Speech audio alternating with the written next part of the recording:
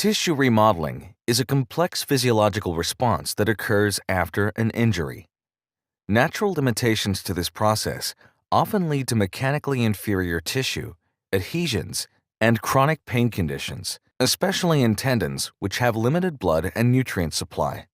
Sustained acoustic medicine, or SAM, is a new wearable technology that utilizes mechanical ultrasound waves to promote the healing cascade. Different from traditional ultrasound, SAM applies a mild mechanical stimulation to the tissue over multiple hours, providing enhanced recovery benefits. SAM's continuous ultrasound waves produce a convective flow, called acoustic streaming, up to 5 centimeters into tissue.